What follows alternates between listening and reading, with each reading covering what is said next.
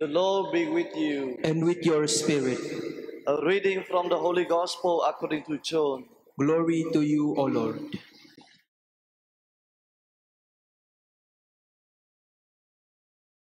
Then the scribes and Pharisees brought a woman who had been caught in adultery and make her stand in the middle.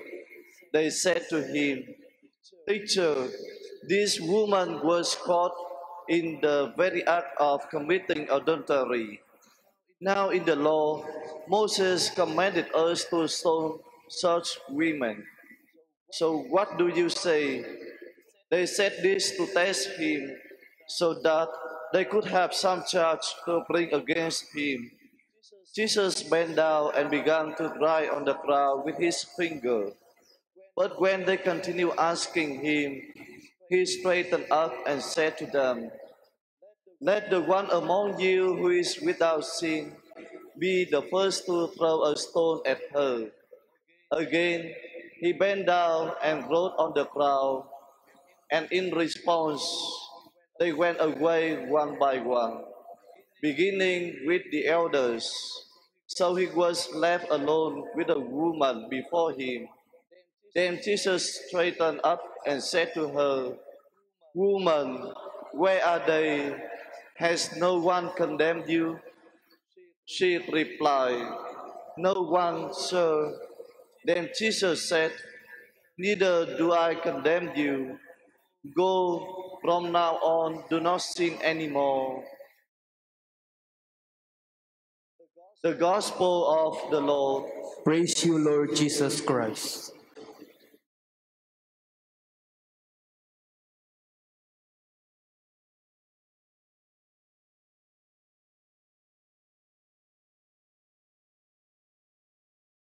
Hanggang saan nga ba aabot ang awa at katarungan ng Diyos? Hanggang sa tingin natin ay lugmok na tayo sa ating mga kasalanan. Hanggang sa ating pagkakawalang bahala sa ating mga kahinaan. Hanggang sa dulo ng walang hanggan. Hanggang matapos ang kailanpaman. Hanggang saan? Hanggang saan?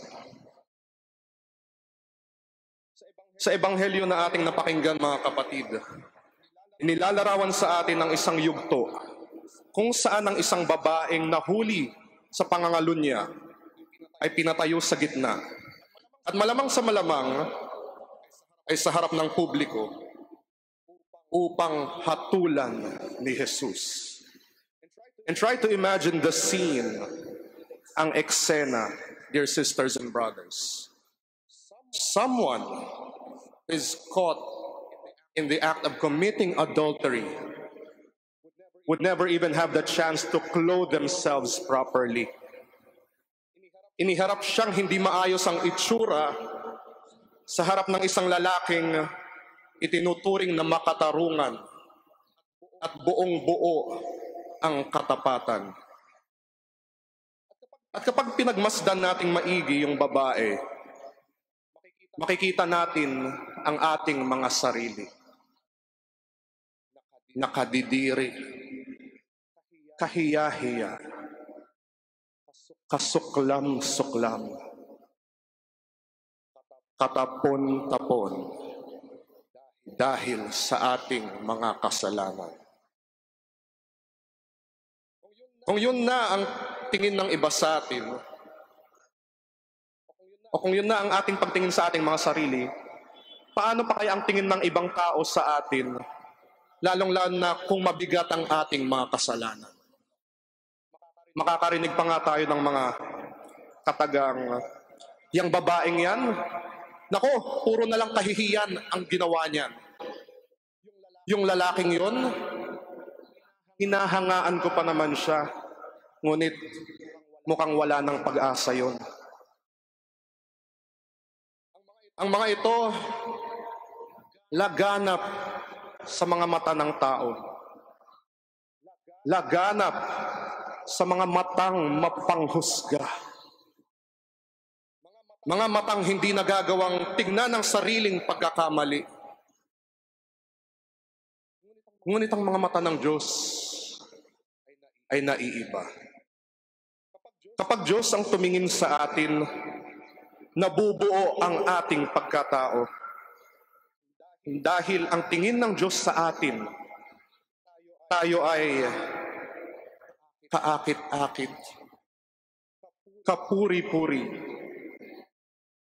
kaibig-ibig, at punong-puno ng halaga. Ang mga mata ng babae ay nababalot ng kalungkutan sa panghusga ng mga eskriba at pariseyo. Sa ating lipunan, marami tayong mga kapatid na hindi natin nabibigyan ng pagkakataong lumigaya dahil sila ay nahusgahan na natin. Sila ay binigyan na natin ng masamang reputasyon. Sila ay patuloy na tumatangis na tila hindi na nila nararamdaman ang pagpapatawad ng Diyos. Dahil tayo mismo ay ipinakita sa kanila na ang bigat ng kanilang mga kasalanan ay wala ng kapatawaran. Ngunit dapat nating turuan yung babae. That woman who was caught in the act of committing adultery.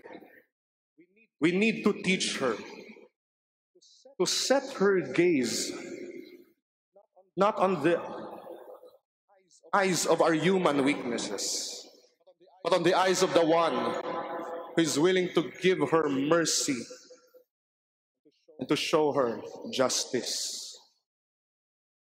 Mga mata ng awa at katarungan. At sa pagkakataong inilingon niya ang kanyang sarili sa mga mata ni Jesus, nagawa niyang alalahaning nilikha siya ng Diyos na ubod ng kabutihan at kagandahan. Ang mga mata ng awa at katarungang nagsasabing, hindi rin kita hahatulan. Humayo ka at mula ngayon, huwag nang magkasala. Hindi sinabi ni Jesus na walang kasalanan yung babae. Hindi rin sinabi ni Jesus na walang dapat gawin yung babae matapos siyang makatanggap ng kapatawaran.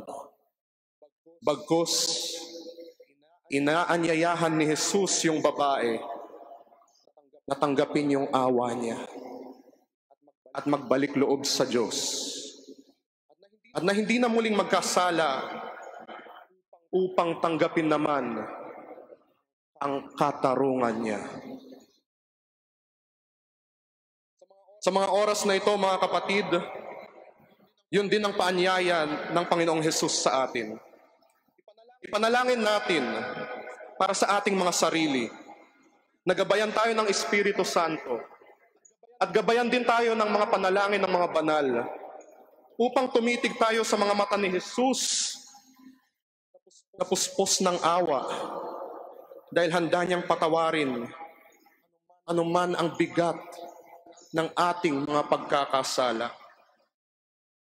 At sa parte naman natin, tayo ay mamulat sa katarungan ng Diyos na siyang nagpapatawad basta't buo ang loob nating magsisi sa ating mga kasalanan at manumbalik sa kanyang grasya. Hanggang saan nga ba aabot ang awa at katarungan ng Diyos? Hanggang saan? Hanggang saan?